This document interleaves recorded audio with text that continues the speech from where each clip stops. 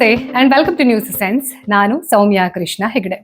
ಇವತ್ತಿನ ಟಾಪಿಕ್ ಅನ್ನ ಶುರು ಮಾಡೋದಕ್ಕಿಂತ ಮೊದಲು ಸುಮಾರು ಜನ ನ್ಯೂ ಸಬ್ಸ್ಕ್ರೈಬರ್ಸ್ ಇರೋದಕ್ಕೆ ಹಾಗೆ ಪ್ರೀವಿಯಸ್ ಎಪಿಸೋಡ್ ಅಲ್ಲಿ ಒಂದಷ್ಟು ಕಮೆಂಟ್ ಗಳನ್ನ ಗಮನದಲ್ಲಿ ಇಟ್ಕೊಂಡು ನಾನು ಇನ್ನೊಂದ್ಸತಿ ಈ ಚಾನೆಲ್ ನ ಉದ್ದೇಶವನ್ನ ನಿಮ್ಮ ಮುಂದೆ ಕ್ಲಾರಿಫೈ ಮಾಡಬೇಕು ಅಂತ ಇಷ್ಟಪಡ್ತೀನಿ. ಫಸ್ಟ್ ಆಫ್ ಆಲ್, ನನ್ನ ನ್ಯೂಸ್ ಸೆನ್ಸ್ ವಿತ್ ಸೌಮ್ಯ ಕೃಷ್ಣ ಹೆಗಡೆ ಅನ್ನುವಂಥದ್ದು ಏನಿದೆ, ಇದರಲ್ಲಿ ನಾನು ಪೊಲಿಟಿಕಲ್ ನ್ಯೂಸ್ ನ ಜೊತೆಗೆ ನನ್ನ ವ್ಯೂಸ್ ಏನಿದೆ, ನಾನು ಆ ನ್ಯೂಸ್ ಅನ್ನ ಅಥವಾ ಆ ಒಂದು ವಿಚಾರವನ್ನ ಹೇಗೆ ಬೈಸೆಕ್ಟ್ ಮಾಡಿ ನೋಡ್ತೀನಿ ಅನ್ನುವಂತಹ ಒಪಿನಿಯನ್ ಅನ್ನ ಕೂಡ ನಿಮಗೆ ಪರ್ಸ್ಪೆಕ್ಟಿವ್ ನ ರೂಪದಲ್ಲಿ ಕೊಡ್ತಾ ಹೋಗ್ತೀನಿ. ಹಾಗೆ ಕೆಲವು ಜನ ತುಂಬಾ ಪ್ರೀತಿಯಿಂದ ಬಹಳ ದಿನದ ನಂತರ ಕಾಂಟೆಂಟ್ ಅನ್ನ ಮಾಡ್ತಾ ಇದ್ದೀರಾ ಅನ್ನೋದನ್ನ ಹೇಳ್ತಿದ್ದೀರಾ. ಥ್ಯಾಂಕ್ ಯು ಸೋ ಮಚ್ ಯಾರ್ಯಾರು ನ್ಯೂ ಸಬ್ಸ್ಕ್ರೈಬರ್ ಇದ್ದೀರಾ. ಬಟ್ ನಂದು ಇದು ಕೇವಲ ಒಂದು ಚಾನೆಲ್ ಅಲ್ಲ, ಇನ್ನೆರಡು ಚಾನೆಲ್ ಇದೆ. ಆ ಎರಡು ಚಾನೆಲ್ ಅನ್ನ ಕೊಲಾಬರೇಟ್ ಮಾಡಿರೋದಕ್ಕೆ ನೀವು ಅಲ್ಲಿ ಹೋಗಿ ಅಲ್ಲಿರುವಂತಹ ಕಾಂಟೆಂಟ್ ನ ವಿಶೇಷತೆ ಏನು ಅನ್ನೋದನ್ನ ನೋಡಬಹುದು. ಜೊತೆಗೆ ರೆಗ್ಯುಲರ್ ಆಗಿ ಕಾಂಟೆಂಟ್ ಅನ್ನ ಪೊಲಿಟಿಕಲ್ ರಿಲೇಟೆಡ್ ನ್ಯೂಸ್ ಅನ್ನ ನಿಮ್ಗೆ ನಾನು ಶೇರ್ ಮಾಡ್ಕೊಳ್ಬೇಕು ಅಂತ ಇಷ್ಟಪಟ್ಟರು ಕೂಡ ಯಾವ ಟಾಪಿಕ್ ಮೇಲೆ ನನ್ನ ಒಪಿನಿಯನ್ ಸ್ಟ್ರಾಂಗ್ ಇದೆ ಹಂಗೆ ಅದನ್ನ ಯಾವಾಗ ನಾನು ಹೇಳಬೇಕು, ಇದು ಫಂಡಮೆಂಟಲ್ ವಿಚಾರ. ಅಂದ್ರೆ ನನಗೆ ಎಲ್ಲಾ ವಿಚಾರದ ಮೇಲೆ ಎಲ್ಲಾ ಪೊಲಿಟಿಕಲ್ ನ್ಯೂಸ್ ನ ಬಗ್ಗೆ, ಕರೆಂಟ್ ನ್ಯೂಸ್ ನ ಬಗ್ಗೆ ಒಪಿನಿಯನ್ ಸ್ಟ್ರಾಂಗ್ ಆಗಿ ಇರದೇ ಇರಬಹುದು. ಹಾಗೆ ನನಗೆ ಅದನ್ನ ಯಾವಾಗ ಹೇಳಬೇಕು ಅಂತ ಅನಿಸುತ್ತೆ ನಾನು ಆವಾಗ ಶೇರ್ ಮಾಡ್ತೀನಿ. ಕೆಲವು ಜನರಿಗೆ ಒಂದು ಭ್ರಮೆ ಇದೆ, ಈ ಕಾಂಟೆಂಟ್ ಕ್ರಿಯೇಟರ್ಸ್ ವ್ಯೂಸ್ ನ ಸಲುವಾಗಿ, ಮಾನಿಟೈಸೇಷನ್ ನ ಸಲುವಾಗಿ ಹೊಟ್ಟೆ ಹಿಟ್ಟಿಲ್ಲ ಅನ್ನೋ ಕಾರಣಕ್ಕೋಸ್ಕರ ಟ್ರೆಂಡಿಂಗ್ ನ್ಯೂಸ್ ನ ಬಗ್ಗೆ ಮಾತಾಡ್ತಾರೆ ಅಂತ ಕೆಲವೊಬ್ರು ಮಾಡ್ತಾ ಇರಬಹುದು. ಆದ್ರೆ ನಾನು ಕಾಂಟೆಂಟ್ ಕ್ರಿಯೇಟರ್ ಮಾತ್ರ ಅಲ್ಲ, I am an experienced journalist. ಹಾಗಾಗಿ ನನ್ನ ವ್ಯೂಸ್ ನ ಮೇಲೆ ಅಥವಾ ಚಾನೆಲ್ ನ ಮಾನಿಟೈಸೇಷನ್ ನ ಮೇಲೆ ಮಾತ್ರ ನನಗೆ ಊಟಕ್ಕೆ ದಕ್ಕತ್ತೆ ಅಂತ ಯಾರ್ಯಾರು ಭ್ರಮೆಯಲ್ಲಿ ಇದ್ದೀರಾ. ನಂದು 2 ಬ್ರ್ಯಾಂಡ್ ಇದೆ. ಆ ಬ್ರ್ಯಾಂಡ್ ನ ಜೊತೆಗೆ ನಾನು ಫ್ರೀಲಾನ್ಸಿಂಗ್ ಆಗಿ ಬಹಳಷ್ಟು ಬ್ರ್ಯಾಂಡ್ ನ ಜೊತೆಗೆ ಕೊಲಾಬರೇಟ್ ಮಾಡ್ತೀನಿ with my terms and condition. ಹಾಗಾಗಿ ವ್ಯೂಸ್ ಬಂದ್ರೆ ಮಾತ್ರ, ಮಾನಿಟೈಸ್ ಆದ್ರೆ ಮಾತ್ರ ನನಗೆ ಊಟಕ್ಕೆ ಗತಿ ಇದೆ ಅನ್ನೋ ತರದಲ್ಲಿ ಯಾರು ತಪ್ಪು ತಿಳ್ಕೊಂಡಿದ್ದೀರಾ. I don't belong there. ಜೊತೆಗೆ ಯಾವ ಸಬ್ಜೆಕ್ಟ್ ಅನ್ನ ಯಾವಾಗ ನನಗೆ ಹೇಳಬೇಕು ಅಂತ ಅನ್ಸುತ್ತೆ ಆ ಒಂದು ಪಾಯಿಂಟ್ ಅನ್ನ ಗಮನದಲ್ಲಿ ಇಟ್ಕೊಂಡ್ರೆ ಸಾಧ್ಯವಾದಷ್ಟು ನಾನು ಸ್ಯಾಟರ್ಡೆ ಮಾರ್ನಿಂಗ್ ಒಂದು ಕಾಂಟೆಂಟ್ ಅನ್ನ ಕೊಡುವಂತಹ ಪ್ರಯತ್ನವನ್ನ ಮಾಡ್ತೀನಿ. ಕೆಲವು ಸರ್ತಿ ಆಗೋದಿಲ್ಲ, ಬಿಕಾಸ್ ನನಗೆ ಕಂಟಿನ್ಯೂಸ್ ಆಗಿ ಟ್ರಾವೆಲ್ ರಿಲೇಟೆಡ್ ಆಗಿರುವಂತಹ ಕೆಲವೊಂದಷ್ಟು ಕೆಲಸಗಳಿರ್ತವೆ. ನನ್ನ ಮೇನ್ ಪ್ಯಾಷನ್ ಅದು. ಅಂದ್ರೆ ನಾನು ಜರ್ನಲಿಸ್ಟ್ ಒಂದು ಭಾಗ ಮಾತ್ರ ನನ್ನ ಜೀವನದ್ದು.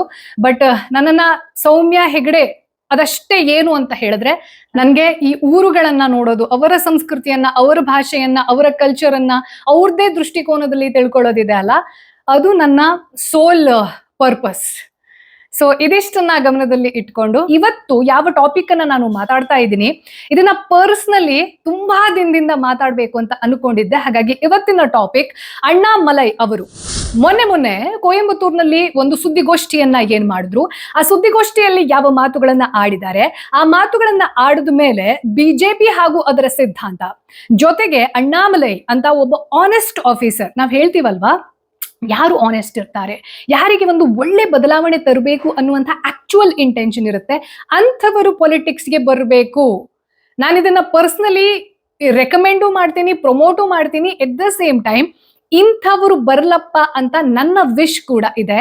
ಅಂಥ ಒಬ್ಬ ವ್ಯಕ್ತಿ ಮಾಡಿರುವಂತಹ ಸುದ್ದಿಗೋಷ್ಠಿ, ಅವರು ಶೇರ್ ಮಾಡ್ಕೊಂಡಿರುವಂತಹ ಕೆಲವೊಂದಷ್ಟು ಹಿಂಟ್ಸ್ ಅನ್ನೋದನ್ನ ಅರ್ಥ ಮಾಡ್ಕೊಂಡ್ರೆ ಬಿಜೆಪಿಯನ್ನ ಯಾರು ಸಪೋರ್ಟ್ ಮಾಡಿ ಅಂದ್ರೆ ತಮ್ಮ ತಲೆಯ ಮೇಲೆ ಕೂರಿಸ್ಕೊಂಡಿದ್ರು, ಇವತ್ತಿನ ಬಹಳಷ್ಟು ಸಿನಾರಿಯೋವನ್ನ ನೋಡಿದ್ರೆ, ಫಾರ್ ಎಕ್ಸಾಂಪಲ್ ಪರ್ಸನಲಿ ನನಗೆ ಸೌಜನ್ಯ ಕೇಸ್ ಶುರುವಾದಾಗಿಂದ ರಾಜ್ಯ ಬಿಜೆಪಿ ಅಥವಾ ಬಿಜೆಪಿಯ ಐಡಿಯಾಲಜಿ, ಹಿಂದುತ್ವ ಅನ್ನುವಂಥದ್ದು ಏನಿದೆ ಅದನ್ನ ಯಾವ ರೀತಿ ಇವರು ಎಕ್ಸ್ಪ್ಲಾಯ್ಟ್ ಮಾಡಿದ್ದಾರೆ ಅಂದ್ರೆ, ಹಿಂದುತ್ವದ ಆಕ್ಚುಯಲ್ ಮೀನಿಂಗ್ ಅನ್ನ ತಿಳ್ಕೊಳ್ಳದೆ, ಪ್ರಾಕ್ಟೀಸ್ ಮಾಡದೆ ಸುಮ್ಮನೆ ಹಿಂದುತ್ವ ಅಂತ ಹೇಳ್ಬಿಟ್ಟು ಅದರಿಂದ ವೋಟನ್ನ ತಗೊಳ್ಳೋದಿದೆ ಅಲ್ಲ, this is not ideology.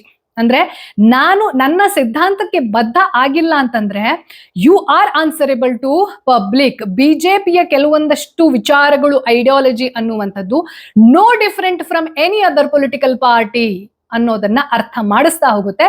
Personally ನನಗೆ ಇದು ಸೌಜನ್ಯ ಕೇಸಲ್ಲಿ ಅರ್ಥ ಆಗ್ತಾ ಹೋಯ್ತು. ಅಣ್ಣಾಮಲೈ ಇಡೀ ಕರ್ನಾಟಕದಲ್ಲಿ ಇವತ್ತಿಗೂ ಕೂಡ ನೀವು ಬಿಜೆಪಿಯನ್ನ ಇಷ್ಟಪಡದೇ ಇದ್ರೂ ಕೂಡ ಅಣ್ಣಾಮಲೈಯನ್ನ ಇಷ್ಟಪಡ್ತೀರಾ. ಯಾಕೆ ಅಂತಂದ್ರೆ ಅವರ ಈ ಕರಿಯರ್ ಅನ್ನೋದು ಶುರುವಾಗಿದ್ದು ಒಬ್ಬ ಖಡಕ್ ಪೊಲೀಸ್ ಅಧಿಕಾರಿ, ನಿಷ್ಠಾವಂತ. ಜೊತೆಗೆ ಈ ತಮಿಳುನಾಡಿನ ಕೆಲವೊಂದಷ್ಟು ವ್ಯಕ್ತಿಗಳು ಕರ್ನಾಟಕದ ಮೇಲೆ ಸುಮ್ಮನೆ ಈ ಕಾವೇರಿ ಇಶ್ಯೂ ಅನ್ನುವಂಥದ್ದೇನಿದೆ ಅಲ್ಲ, ಆ ಕಾರಣದಿಂದ ತುಂಬಾ ಹೇಟ್ರೆಡ್ ಇಟ್ಕೊಳ್ತಾರೆ. ಆದ್ರೆ ಅಣ್ಣಾಮಲೈ ತಮ್ಮ ಕರಿಯರ್ ಇರಬಹುದು, ಪರ್ಸನಲ್ ಲೈಫ್ ಇರಬಹುದು, ಹೇಗೆ ತಮ್ಮ ಮಾತೃಭಾಷೆ ತಮಿಳನ್ನ ಇಷ್ಟಪಡ್ತಾರೋ, ಮಾತಾಡ್ತಾರೋ, ಪ್ರೀತಿ ಮಾಡ್ತಾರೋ, ಅದಷ್ಟೇ ಗೌರವ ತನಗೆ ಯಾವ ಭೂಮಿ ಗೌರವವನ್ನ ಕೊಟ್ಟಿದೆ, ಒಂದು ನೆಲೆಯನ್ನ ಕೊಟ್ಟಿದೆ, ಪ್ರೀತಿಯನ್ನ ಕೊಟ್ಟಿದೆ, ಕರ್ನಾಟಕ. ಅದನ್ನ ಕೂಡ ಅವರು ಪಬ್ಲಿಕಲಿ ಒಪ್ಕೊಳ್ತಾರೆ. ನನಗೆ ಕರ್ನಾಟಕ ಕೊಟ್ಟಿರುವಂತಹ ಪ್ರೀತಿ ಮತ್ಯಾರು ರಿಪ್ಲೇಸ್ ಮಾಡೋಕ್ ಸಾಧ್ಯ ಇಲ್ಲ. ಹಾಗೆ ಅವರು ಕನ್ನಡ ಭಾಷೆ ಅದು ಪರ್ಫೆಕ್ಟ್ ಇಲ್ಲದೆ ಇದ್ರೂ ಕೂಡ ಆ ಭಾಷೆ ಮೇಲೆ ಇರುವಂತಹ ಪ್ರೀತಿ ಹಾಗೂ ಅದನ್ನ ಅವರು ಕ್ಲೇಮ್ ಮಾಡ್ತಾರೆ, ಹೆದರೋದಿಲ್ಲ. ನಾನು ಕನ್ನಡದಲ್ಲಿ ಮಾತಾಡ್ಬಿಟ್ರೆ ಈ ತಮಿಳ್ನಾಡವರು ಏನ್ ಅನ್ಕೊಳ್ಬಹುದು ಅನ್ನುವಂತಹ ಹಿಂಜರಿಕೆ ಇಲ್ಲದೆ ಎರಡನ್ನೂ ಕೂಡ ಅಂದ್ರೆ ಮಾತೃಭಾಷೆಯ ಜೊತೆಗೆ ಎಲ್ಲಿ ಕರ್ಮಭೂಮಿ ಅಂತ ಹೇಳ್ತೀವಿ ಅದರ ಭಾಷೆಯನ್ನು ಅಷ್ಟೇ ಪ್ರೀತಿಸ್ತಾರಲ್ಲ. ನನಗೆ ವ್ಯಕ್ತಿಗತವಾಗಿ ಅವರ ಈ ಒಂದು ಟ್ರೇಟ್ ಅನ್ನೋದು ಬಹಳ ಇಷ್ಟ. ಅದರ ಜೊತೆಗೆ ಯಾವುದೇ ಮುಲಾಜಿಗ್ ಬೀಳದ್ದೆ, ಯಾವುದೇ ಪೊಲಿಟಿಕಲ್ ಪ್ರೆಷರ್ಗೆ ಕೇರ್ ಮಾಡದ್ದೆ, ಒಬ್ಬ ಪೊಲೀಸ್ ಅಧಿಕಾರಿ ಅಂತಂದ್ರೆ ಹೇಗಿರ್ಬೇಕು ಅಂತ ಪ್ರಶ್ನೆ ಕೇಳಿದ್ರೆ ನನ್ನ ಮುಂದೆ ನನ್ ಕಣ್ಣಿಗೆ ಬರೋದು ಅಂತಂದ್ರೆ ಅದು ನಮ್ಮ ಅಣ್ಣಾಮಲೈ. ಇಂಥ ಜನಮನ್ನಣೆಯ ಜೊತೆ ಇನ್ ವೆರಿ ಗುಡ್ ವೇ ಪ್ರತಿ ಮನೆ ಮಾತಾಗಿದ್ದಂತಹ ಅಣ್ಣಾಮಲೈ ಕೊರೋನಾ ಟೈಮಲ್ಲಿ ಸಡನ್ ಆಗಿ ತಮ್ಮ IPS ಈ ಹುದ್ದೆಗೆ ತುಂಬಾ ಚೆನ್ನಾಗಿ ಅವರ ಕರಿಯರ್ ಅನ್ನೋದು ಬಿಲ್ಡ್ ಆಗಿತ್ತು, ಜನರ ಪ್ರೀತಿ ಸಿಗ್ತಾ ಇತ್ತು, ಎಲ್ಲ ಅಂದ್ರೆ ಪೀಕ್ ಅಲ್ಲಿ ಇದ್ರು. ಅಂತ ಸಂದರ್ಭದಲ್ಲಿ ಅವರು ಒಂದು ದಿಢೀರ್ ನಿರ್ಧಾರವನ್ನ ಪ್ರಕಟಣೆ ಮಾಡ್ತಾರೆ. ಡೆಫಿನೆಟ್ಲಿ ಅದು ಇಮಿಡಿಯೇಟ್ ಲೆವೆಲ್ ಅಲ್ಲಿ ಅವ್ರ ನಿರ್ಧಾರ ತೆಗೆದುಕೊಂಡಿರಲ್ಲ. ಅವ್ರು ಎಲ್ಲದನ್ನ ಏನ್ ಆಗತ್ತೆ ಏನಾಗಬಹುದು ಎಲ್ಲದರ ಆಳಾಗಲವನ್ನ ತಿಳ್ಕೊಂಡೆ ಆ ನಿರ್ಧಾರವನ್ನ ತಗೊಂಡ್ರು ಕೂಡ ಜನರಿಗೆ ಒಂದ್ಸತಿ ಶಾಕ್ ಆಯ್ತು, ಯಾಕಪ್ಪ ಇವರು ಇಂಥ ಹೊಲಸು ರಾಜಕೀಯಕ್ಕೆ ಹೋಗ್ತಿದ್ದಾರೆ ಅನ್ನೋ ತರದಲ್ಲಿ. ಸೊ ಕೊರೋನಾ ಟೈಮಲ್ಲಿ ಅವರು ಅನೌನ್ಸ್ ಅನ್ನ ಮಾಡ್ತಾರೆ, ನಾನು ಪೊಲೀಸ್ ಕೆಲಸಕ್ಕೆ ನಿವೃತ್ತಿಯನ್ನ ತಗೊಂಡು ಮುಂದೆ ಏನ್ ಮಾಡ್ತೀನಿ ಅನ್ನೋ ಹಿಂಟ್ ಕೆಲವರಿಗೆ ಗೊತ್ತಿದ್ರೆ ಇನ್ನೂ ಕೆಲವರಿಗೆ ಇವ್ರು ಮೋಸ್ಟ್ಲಿ ರಾಜಕೀಯಕ್ಕೆ ಬರ್ತಾರೆ ಅನ್ನುವಂತಹ ಒಂದು ಎಕ್ಸ್ಪೆಕ್ಟೇಷನ್ ಇರುತ್ತೆ. And he deserves that. ನಾನೇ ಇವಾಗ ಅವ್ರನ್ನ ನೋಡಿದ್ರೆ ಅಣ್ಣಾಮಲೈ ತರದವರು ಪೊಲಿಟಿಕ್ಸ್ ಬರ್ಲಿ ಅಂತಾನೆ ವಿಶ್ ಮಾಡ್ತೀನಿ. ಸೋನಂ ವಾಂಗ್ಚುಕ್ ತರದವರು ಪೊಲಿಟಿಕ್ಸ್ಗೆ ಬರ್ಲಿ, ಲೀಡರ್ ಆಗ್ಲಿ, ನಮ್ಮ ದೇಶವನ್ನ ಮುನ್ನಡೆಸ್ಲಿ. ಈ ಎಲ್ಲ ಹೊಲಸು ರಾಜಕೀಯ ಅನ್ನೋದನ್ನ ಚೇಂಜ್ ಮಾಡಿ ರಾಜಕೀಯದಲ್ಲಿ ಒಂದು ಕ್ಲಾಸ್ ಇರುತ್ತೆ. ಅಂದ್ರೆ ಆಲ್ರೆಡಿ ತಮ್ಮ ಪರ್ಸನಲ್ ಲೈಫ್ ಅಲ್ಲಿ ಕಂಟೆಂಟ್ ಇರೋರು ಪೊಲಿಟಿಕ್ಸ್ ಬಂದ್ರೆ ಅವರಿಗೆ ಈ ತರದ ನೈತಿಕ ಅಧಪತನ ಆಗ್ಲಿ ಅಥವಾ ಹಣಕಾಸಿನ ವಿಚಾರಕ್ಕೆ ರಾಜಕೀಯದ ಲಾಭದ ವಿಚಾರಕ್ಕಾಗಿ ಅತ್ಯಂತ ಕೆಳಮಟ್ಟಕ್ಕೆ ಇಳಿಯುವಂತ ಪರಿಸ್ಥಿತಿ ಇರೋದಿಲ್ಲ. ಸೊ ಅದಾದ ಕೆಲವೇ ತಿಂಗಳಲ್ಲಿ ಅವರು ಅನೌನ್ಸ್ ಮಾಡ್ತಾರೆ, ಬಿಜೆಪಿ ಪಾರ್ಟಿಯನ್ನ ಸೇರ್ತಾರೆ. ಜೊತೆಗೆ ಬಿಜೆಪಿ ಪಾರ್ಟಿ ಅಂತಂದ್ರೆ ಅವರು ಕೇವಲ ತಮಿಳುನಾಡಿನ ರಾಜಕಾರಣಕ್ಕೆ ಸೀಮಿತ ಆಗಬಾರ್ದು ಅನ್ನೋ ಕಾರಣಕ್ಕೋಸ್ಕರ ಡೈರೆಕ್ಟ್ ಮೋದಿ ಹಾಗೂ ಅಮಿತ್ ಶಾ ಅವರ ಜೊತೆ ಕಾಂಟ್ಯಾಕ್ಟ್ ಅಲ್ಲಿ ಇದ್ದು ಅವರ ಹೇಳಿಕೆ ಮೇಲೆ ಏನೇನ್ ಮಾಡಕ್ಕಾಗತ್ತೆ ಅನ್ನೋದನ್ನ ತಮ್ಮ ಇನ್ಪುಟ್ಸ್ ಜೊತೆಗೆ, ಅಂದ್ರೆ ಅಣ್ಣಾಮಲೈ ಕರ್ನಾಟಕದ ರಾಜಕೀಯಕ್ಕೆ ಎಂಟ್ರಿ ಕೊಟ್ಟಿದ್ರು ಅಂತಂದ್ರೆ ಇಮಿಡಿಯೇಟ್ ಲೆವೆಲ್ ಅಲ್ಲಿ ವಿನ್ ಸಹ ಆಗ್ತಾ ಇದ್ರು, ಯಾಕೆಂತಂದ್ರೆ ಅವ್ರಿಗೆ ಅಷ್ಟು ಪಾಪ್ಯುಲಾರಿಟಿ ಇತ್ತು. ಆದ್ರೆ ಅಣ್ಣಾಮಲೈ ಅವರ ಹುಟ್ಟೂರಾಗಿರುವಂತಹ ತಮಿಳುನಾಡನ್ನ ಆಯ್ಕೆ ಮಾಡ್ಕೊಳ್ತಾರೆ. ಜೊತೆಗೆ ತಮಿಳುನಾಡಿನ ರಾಜಕೀಯ ಅನ್ನುವಂಥದ್ದು ಏನಿದೆ ಅಲ್ಲ, ಬಿಜೆಪಿಗೆ ಒಂದ್ ರೀತಿಯಲ್ಲಿ ಅದು ಮರುಭೂಮಿ. ಅಲ್ಲಿ ಏನ್ ಮಾಡಿದ್ರು ಕೂಡ ಬಿಜೆಪಿ ಎದ್ದೇಳಕ್ಕೆ ಸಾಧ್ಯ ಇಲ್ಲ. ಅಂಥದ್ರಲ್ಲಿ ರಾಜಕೀಯ ವ್ಯವಸ್ಥೆಯನ್ನ ತಮಿಳುನಾಡಿನ ಮಟ್ಟದಲ್ಲಿ ನಾನು ಬದಲಾವಣೆ ಮಾಡ್ತೀನಿ, ಅಂದ್ರೆ ಈ ದ್ರಾವಿಡ ಸಂಸ್ಕೃತಿ ಅನ್ನುವಂಥದ್ದು ಏನಿತ್ತು ಪೊಲಿಟಿಕ್ಸ್ ನಲ್ಲಿ ಅದನ್ನ ಬದಲಾಯಿಸಿ ಅಲ್ಲೂ ಕೂಡ ನಾನು ಕಮಲವನ್ನ ಅರಳಿಸ್ತೀನಿ. ಯಾವುದೇ ಸದ್ಯದ ಪೊಲಿಟಿಕಲ್ ಪಾರ್ಟಿಯ ಪ್ರೆಷರ್ ಇಲ್ಲದೆ, ಅಂದ್ರೆ DMK ಇರಬಹುದು, AIDMK ಇರಬಹುದು, ಇದೆರಡರ ಹಂಗೂ ಬೇಡ, ಇವರ ಹೊಲಸು ರಾಜಕೀಯ ಬೇಡ, ಭ್ರಷ್ಟಾಚಾರದ ರಾಜಕೀಯ ಬೇಡ. ಹಾಗೆ ದೇಶವನ್ನ ಒಂದ್ ರೀತಿಯಲ್ಲಿ ಸಪರೇಟ್ ಮಾಡಾಗಿ ಮಾತಾಡ್ತಾರೆ. ಅಂದ್ರೆ ನಾವೆಲ್ಲ ದ್ರಾವಿಡರು, ಬಾಕಿ ಎಲ್ಲ ಹಿಂದಿ ಮಾತಾಡುವಂತ ರೀಜನ್ ಏನಿದೆ ಅವರು ನಮ್ಮನ್ನ ಬೇರೆ ರೀತಿಯಲ್ಲಿ ನೋಡ್ತಾರೆ ಅನ್ನುವಂತ ಒಂಥರ ಡಿಫ್ರೆಂಟ್ ಪೊಲಿಟಿಕ್ಸ್ ಇದೆ ಈ ತಮಿಳುನಾಡಿನ ರೀಜನ್ ಇರಬಹುದು ಅಥವಾ ಸೌತ್ ಅಲ್ಲೇ ತಗೊಂಡ್ರು ಅಂತಾನು ಹೇಳಬಹುದು. ಸೊ ಅದೆಲ್ಲದನ್ನ ಒಂದು ಚಾಲೆಂಜ್ ಆಗಿ ತಗೊಂಡು ಎಷ್ಟು ವರ್ಷ ಆದ್ರೂ ಪರವಾಗಿಲ್ಲ, ನಾನು ಇಲ್ಲಿ ಯಾವ ರೀತಿ ರಾಜಕೀಯವನ್ನ ಕಟ್ಟಬೇಕು ಅನ್ನೋದಕ್ಕೆ ನನ್ನ ಐಡಿಯಾಲಜಿ ಇದೆ, ಬ್ಲೂ ಪ್ರಿಂಟ್ ಇದೆ, ಅದನ್ನ ಇಂಪ್ಲಿಮೆಂಟ್ ಮಾಡ್ತೀನಿ, ನನಗೊಂದು ಫ್ರೀ ಹ್ಯಾಂಡ್ ಅನ್ನ ಕೊಡಿ ಅಂತ ಹೇಳ್ಬಿಟ್ಟು ಲಿಟ್ರಲಿ ಅವರು ಮುಂದಿನ ವಿಧಾನಸಭಾ ಎಲೆಕ್ಷನ್ ಬರೋದ್ರ ಒಳಗಡೆ ಏನೆಲ್ಲ ಮಾಡಿದ್ರು ಅನ್ನೋದನ್ನ ಅವರು ವಿನ್ ಆಗದ್ದೇ ಇದ್ರು. ಅಣ್ಣಾಮಲೈ ಅವರು ವಿನ್ ಆಗ್ಲಿಲ್ಲ. ಆದ್ರೂ ಕೂಡ ಎಲ್ಲಿ 2% ವೋಟ್ ಬೀಳ್ತಾ ಇರಲಿಲ್ಲ ಬಿಜೆಪಿಗೆ, ಅದನ್ನ 11%ಗೆ ತಂದ್ರು. ಯಾವಾಗ 2024 ಅಲ್ಲಿ ಲೋಕಸಭಾ ಎಲೆಕ್ಷನ್ ನಡೆಯುತ್ತೆ ಆವಾಗ ಅಣ್ಣಾಮಲೈ ಗೆಲ್ಲದ್ದೇ ಇರಬಹುದು. ಅಣ್ಣಾಮಲೈ ಪರ್ಸನಲಿ ಏನ್ ಮಾಡ್ಬೇಕಿತ್ತು ಮನೆ ಮನೆಗೆ ಹೋಗಿ ಬಿಜೆಪಿಯ ಪಕ್ಷದ ಮಟ್ಟದಲ್ಲಿ ಅದನ್ನ ಮಾಡ್ತಾರೆ. ಹಾಗೆ ಆ 11% ವೋಟ್ನ ಶೇರ್ ಅನ್ನುವಂಥದ್ದು ಏನ್ ಆಡ್ ಆಗತ್ತಲ್ಲ, that was not a joke. ಆದ್ರೆ ಅದೇನೋ ಹೇಳ್ತಾರಲ್ಲ, ಅಧಿಕಾರಕ್ಕೋಸ್ಕರ ನಾವು ಯಾರನ್ನ ಬೇಕಾದ್ರೂ ಮಾರಾಟ ಮಾಡ್ಬಿಡ್ತೀವಿ, ಐಡಿಯಾಲಜಿಯನ್ನ ಬೇಕಾದ್ರೂ ಮಾರಾಟ ಮಾಡ್ಬಿಡ್ತೀವಿ. ಹಿಂದ್ ಏನ್ ಹೇಳಿದ್ವಿ ಅದೆಲ್ಲ ಒಂದ್ ಕಡೆ ಮುಂದೇನಾಗತ್ತೆ ಅಂದ್ರೆ ರಾಜಕೀಯ ಅನ್ನೋದ್ರಲ್ಲಿ ಯಾರು ಯಾವತ್ತು ಶಾಶ್ವತ ಸ್ನೇಹಿತರು ಅಲ್ಲ, ಶಾಶ್ವತ ದುಶ್ಮನ್ನು ಅಲ್ಲ ಅನ್ನೋದಕ್ಕೆ ನೋಡಿ, ಬಿಜೆಪಿಯ ಯಾರನ್ನ ನಂಬಿಕೊಂಡು, ಅಮಿತ್ ಶಾ ಅವರನ್ನ ನಂಬಿಕೊಂಡು ಈ ಅಣ್ಣಾಮಲೈಯವರಿಗೆ ತಮಿಳುನಾಡು ಘಟಕದಲ್ಲಿ, ಬಿಜೆಪಿ ಘಟಕದಲ್ಲಿ ರಾಜ್ಯಾಧ್ಯಕ್ಷ ಸ್ಥಾನವನ್ನ ತುಂಬಾ ಕಡಿಮೆ ಅವಧಿಯಲ್ಲಿ ಕೊಟ್ಟಿದ್ರು. ಹಾಗೆ ಕೊಟ್ಟಿದ್ರು ಅನ್ನೋ ಕಾರಣಕ್ಕೋಸ್ಕರ ಅಲ್ಲಿ ಒಂದಷ್ಟು ಬಿಜೆಪಿ ನಾಯಕರಿಗೆ ಅಸಮಾಧಾನ ಅನ್ನೋದು ಕೂಡ ಇತ್ತು. ಅಂದ್ರೆ ನಾನು ಉದ್ಧಾರ ಆಗದೋದ್ರೂ ಪರವಾಗಿಲ್ಲ, ಮತ್ತೊಬ್ರು ಯಾರು ಉದ್ಧಾರ ಆಗ್ಬಾರ್ದು, ಕ್ರಾಬ್ ಮೈಂಡ್ ಸೆಟ್ ಅಂತ ಕರೀತಾರೆ ಅದನ್ನ. ಸೊ ಆ ಮೈಂಡ್ ಸೆಟ್ ನ ಸಲುವಾಗಿ ಅಣ್ಣಾಮಲೈ ಅವರ ವಿಚಾರಕ್ಕೆ ಸಂಬಂಧಪಟ್ಟ ಹಾಗೆ ಅವರು DMK AIDMK ಇಬ್ರು ಹಿಗ್ಗಾಮುಗ್ಗ ಏನು ಬೈತಾ ಇದ್ರು, ಅವ್ರನ್ನ ಎಕ್ಸ್ಪೋಸ್ ಮಾಡ್ತಾ ಇದ್ರು, ಪ್ರತಿ ಭಾಷಣದಲ್ಲಿ ಹೇಳ್ತಾ ಇದ್ರು, ಅದು ಎಲ್ಲದನ್ನ ಒಂದಷ್ಟು ಜನ ಹೋಗಿ ಹಾಕೊಡ್ತಾ ಇರ್ತಾರೆ.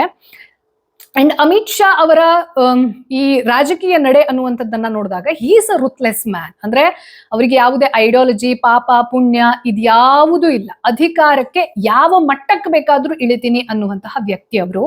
ಸೊ ಇದು ಯಾವಾಗ ಲೋಕಸಭೆಯ ಎಲೆಕ್ಷನ್ ಆದ್ಮೇಲೆ ಈ ತಮಿಳುನಾಡಿನ ರಾಜಕೀಯ ವ್ಯವಸ್ಥೆಯಲ್ಲಿ ನಾವು ಇಂಡಿಪೆಂಡೆಂಟ್ ಆಗಿ, ಅಂದ್ರೆ ಬಿಜೆಪಿ ಒಂದು ಪಕ್ಷವಾಗಿ ಬಹಳಷ್ಟು ವರ್ಷಗಳ ಕಾಲ ಅಣ್ಣಾಮಲೈ ಅವರ ಕನಸು ಏನಿತ್ತು ಅದನ್ನ ಮಾಡೋದು ಬಹುಶಃ ವರ್ಕೌಟ್ ಆಗ್ಲಿಕ್ಕಿಲ್ಲ. ಅದರ ಬದಲಾಗಿ AIDMK ಜೊತೆಗೆ ನಾವು ಇವಾಗ ಮೈತ್ರಿ ಮಾಡ್ಕೊಂಡ್ವಿ ಅಂತಂದ್ರೆ ಒಂದಷ್ಟು ಪವರ್ ಅನ್ನ ಗ್ರಾಬ್ ಮಾಡ್ಕೊಳ್ಬಹುದು ಅನ್ನೋ ಕಾರಣಕ್ಕೋಸ್ಕರ ಈ AIDMK ಎಂತ ಮಾಡುತ್ತೆ ಅಂತಂದ್ರೆ, ಯಾರು ಇವ್ರನ್ನ ಕ್ರಿಟಿಸೈಸ್ ಮಾಡ್ತಾ ಇದ್ರು ತುಂಬಾ ಹೀನಾಯಮಾನವಾಗಿ, ಖುಲ್ಲಂ ಖುಲ್ಲಾ ಅದು ಪರಿಣಾಮವನ್ನ ಕೂಡ ಬೀರ್ತಾ ಇತ್ತು. ಅಣ್ಣಾಮಲೈ ಅವರನ್ನ ಈ ತಮಿಳುನಾಡಿನ ಬಿಜೆಪಿ ಘಟಕದ ರಾಜ್ಯಾಧ್ಯಕ್ಷಗೆ ಏನ್ ಮಾಡಿದ್ರೆ ಅವ್ರನ್ನ ಕೆಳಗಿಳಿಸ್ಬೇಕು ಅನ್ನೋ ತಾಕೀತನ್ನ ಮಾಡುತ್ತೆ. ಅಂಡ್ ಅನ್ಫಾರ್ಚುನೇಟ್ಲಿ ಅಮಿತ್ ಶಾ ಆ ಒಂದು ಬೇಡಿಕೆಗೆ ಹೂ ಅಂತ ಹೇಳ್ಬಿಟ್ಟು ಇವ್ರಿಗೇನು ಮನವೊಲಿಸುವಂತಹ ಪ್ರಯತ್ನವನ್ನ ಮಾಡಿದ್ರು ಗೊತ್ತಿಲ್ಲ. ಆದ್ರೆ ನೋಡುವವರಿಗೆ ಯಾರು ಬಿಜೆಪಿಯ ಐಡಿಯಾಲಜಿಯನ್ನ ಮೆಚ್ಚಿಕೊಂಡು ಅವರಿಗೆ ವೋಟನ್ನ ಹಾಕಿರ್ತಾರೆ, ಅಥವಾ ಅಣ್ಣಾಮಲೈ ಅವರು ಅನ್ನೋ ಕಾರಣಕ್ಕೋಸ್ಕರ ಬಿಜೆಪಿಗೆ ಒಂದ್ ಸ್ವಲ್ಪ ಅಫಿನಿಟಿಯನ್ನ ಇಟ್ಕೊಂಡಿರ್ತಾರೆ, ಅವರಿಗೆ ತೀರಾ ಬೇಜಾರಾಗುತ್ತೆ. ಅಣ್ಣಾಮಲೈಯನ್ನ ಈ ಒಂದು ಕಾರಣದಿಂದ ಇವ್ರು ಕೆಳಗಿಳಿಸಿದ್ರಲ್ಲ, ಇನ್ನೂ ಒಂದು ಹೋಪ್ ಇರುತ್ತೆ, ಬಹುಶಃ ರಾಷ್ಟ್ರೀಯ ಮಟ್ಟದಲ್ಲಿ ಅಂದ್ರೆ ಪಕ್ಷದ ಮಟ್ಟದಲ್ಲಿ ಇವ್ರಿಗೇನಾದ್ರೂ ಒಂದು ಪೊಸಿಷನ್ ಅನ್ನ ಕೊಡಬಹುದು ಅನ್ನುವಂತ ಎಕ್ಸ್ಪೆಕ್ಟೇಷನ್ ಇತ್ತು, ನನಗೂ ಕೂಡ ಇತ್ತು. ಬಿಕಾಸ್ ಬಿಜೆಪಿ ಅದರ ಸಿದ್ಧಾಂತಗಳನ್ನ ನೋಡಿದ್ರೆ ಅಥವಾ ಅದರ ದೂರದೃಷ್ಟಿಯನ್ನ ನೋಡಿದ್ವಿ ಅಂತಂದ್ರೆ, ಎಜುಕೇಟೆಡ್ ಫೆಲೋ ಯಾರಿರ್ತಾರೆ ಅಂತವರನ್ನ ಈಸಿಯಾಗಿ ಬಿಟ್ಕೊಡೋದಿಲ್ಲ. ಅವ್ರಿಗೇನಾದ್ರೂ ಅಸಮಾಧಾನ ಇತ್ತು ಅಥವಾ ಅವ್ರದ್ದೇನಾದ್ರೂ ಬೇಡಿಕೆ ಇತ್ತು ಅಂತಂದ್ರೆ, ಇಲ್ಲ ಆಗದೋದ್ರು ಅಲ್ಲಿ ಅನ್ನೋ ತರದಲ್ಲಿ ಅಂಥವ್ರನ್ನ ತೀರಾ ನಿಷ್ಠುರ ಮಾಡ್ಕೊಳ್ಳೋದಿಲ್ಲ ಅಂತ ನಾನು ಅನ್ಕೊಂಡಿದ್ದೆ.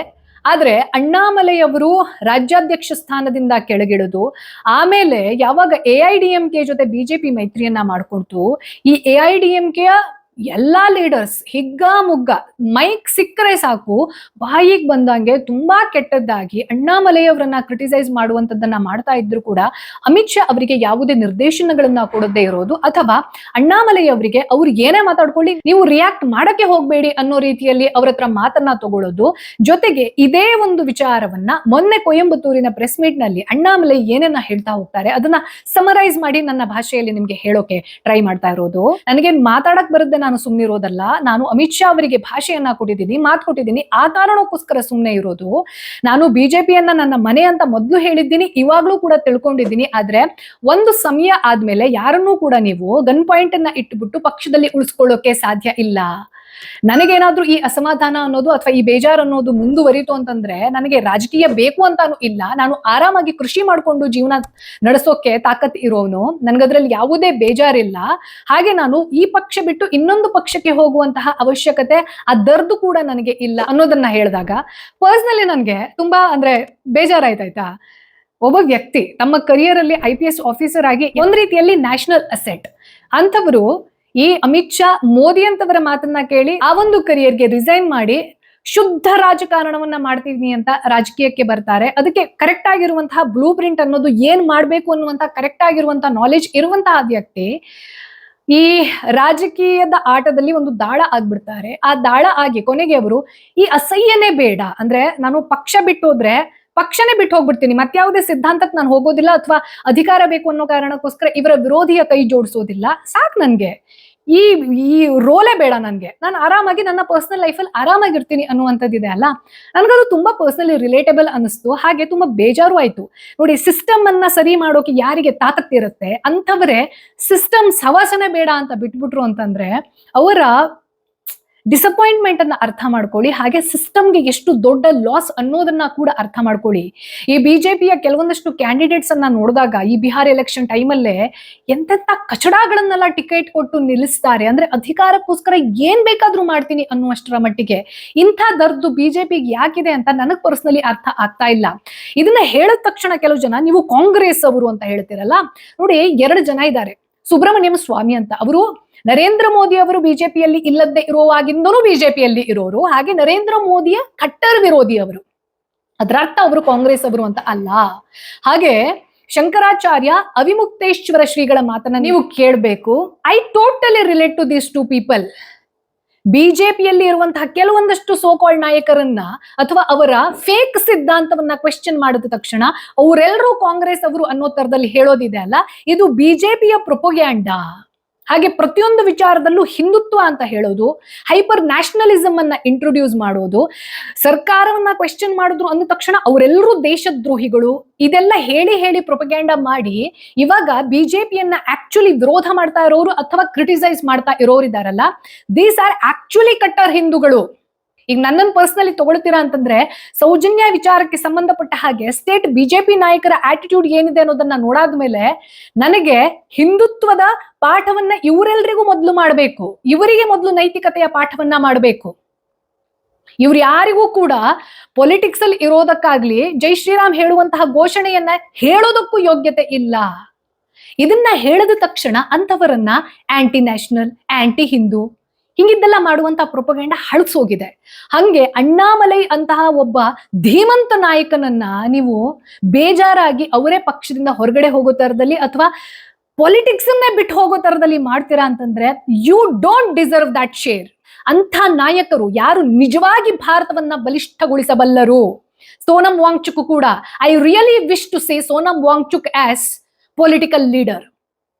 ಅಂಥವ್ರನ್ನ ನೀವು ಅವರೇ ಹೋಗೋ ತರದಲ್ಲಿ ಮಾಡ್ತೀರಾ ಅಂತಂದ್ರೆ ಯು ಡೋಂಟ್ ಡಿಸರ್ವ್. ಹಾಗೆ ಇದನ್ನ ಯಾರು ವಿರೋಧ ಮಾಡ್ತಾರಲ್ಲ ಅವರು ಕಟ್ಟರ್ ಹಿಂದೂಗಳು, ಕಟ್ಟರ್ ಐಡಿಯಾಲಜಿವಾದಿಗಳು. ಹಿಂದುತ್ವವಾದಿಗಳೇ ಬಿಜೆಪಿಯನ್ನ ಇವಾಗ ವಿರೋಧ ಮಾಡ್ತಾ ಇರೋದು. ಯಾಕೆ ಅಂತಂದ್ರೆ ಬಿಜೆಪಿ ಹಿಂದುತ್ವದ ನೆಪದಲ್ಲಿ ಮಾಡ್ತಾ ಇರುವಂತದ್ದು ಕಚಡಾಗಿರಿ. ಅದರ ಅರ್ಥ ನಮ್ಮ ಐಡಿಯಾಲಜಿ ಅಥವಾ ಯಾರು ಆ ಕಟ್ಟರ್ ಹಿಂದುತ್ವವನ್ನ ಹೇಳ್ತಾರೆ ಅವರೆಲ್ಲರೂ ಕೂಡ ಕಾಂಗ್ರೆಸ್ಸಿಗೆ ಸೇರುವಂತವರು ಅಂತದ್ದು ಅಲ್ಲ. ಕಾಂಗ್ರೆಸ್ ಬಿಜೆಪಿ ನನ್ನ ಪ್ರಕಾರ ಎರಡೂ ಸೇಮ್. ಕಾಂಗ್ರೆಸ್ ಏನೇನ್ ಮಾಡ್ಕೊಂಡು ಬಂದಿದೆ, ನಾನು ನನ್ನ ಪ್ರೀವಿಯಸ್ ಒಂದು ಎಪಿಸೋಡ್ ಅಲ್ಲೂ ಹೇಳಿದ್ದೆ, 60 ವರ್ಷದಲ್ಲಿ ಕಾಂಗ್ರೆಸ್ ಏನ್ ಹಾಳು ಮಾಡಿದೆ ಅದನ್ನ ಬಿಜೆಪಿ 20 ವರ್ಷದಲ್ಲಿ ಮಾಡಿ ಮುಗಿಸತ್ತೆ. ಹಂಗೆ ಕಾಂಗ್ರೆಸ್ಗೆ ಏನೇನ್ ವರ್ಕ್ ಆಗಿದೆ ಅಂಥದ್ದೇ ಸಿದ್ಧಾಂತವನ್ನ ಬಿಜೆಪಿ ಇವಾಗ ಮಾಡ್ತಾ ಇರೋದು, ಡಿವೈಡ್ ಅಂಡ್ ರೂಲ್.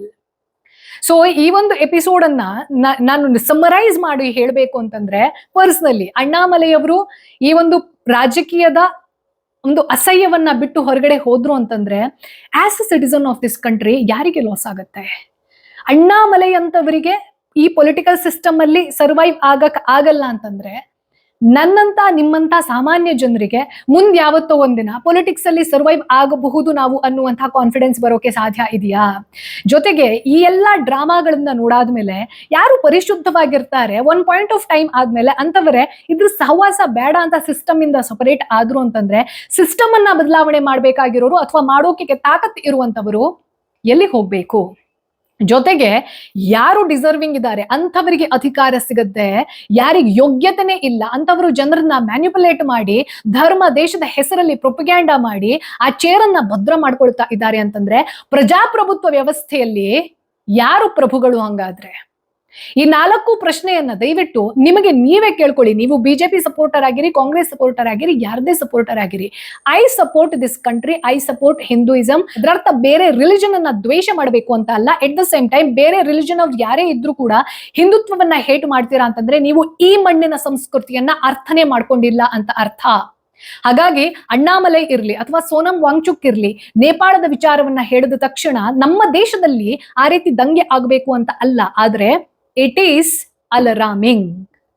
ಬಿಜೆಪಿಯ ರಿಲೇಟೆಡ್ ಆಗಿರುವಂತಹ ಕೆಲವೊಂದು ವಿಚಾರವನ್ನ ನಾನು ಹೈಲೈಟ್ ಮಾಡಿ ಏನಕ್ಕೆ ಮಾತಾಡ್ತೀನಿ ಅಂತಂದ್ರೆ, ನಾನು ಹುಟ್ಟಿದ ಮೇಲೆ, ನಾನು ವೋಟ್ ಹಾಕುವ ಏಜ್ಗೆ ಬಂದ ಮೇಲೆ ನಾನು ನೋಡಿರೋದು, ಬೆಳೆದು ಬಂದಿರೋದು ಬಿಜೆಪಿಯ ಸಿದ್ಧಾಂತವನ್ನ ಅರ್ಥ ಮಾಡ್ಕೊಳ್ತಾ ನೆಹರು ಟೈಮಲ್ಲಿ ಏನಾಗಿತ್ತು ಅನ್ನೋದನ್ನ ನಾನು ಈ ಜನ್ಮದಲ್ಲಿ ನೋಡಿಲ್ಲ.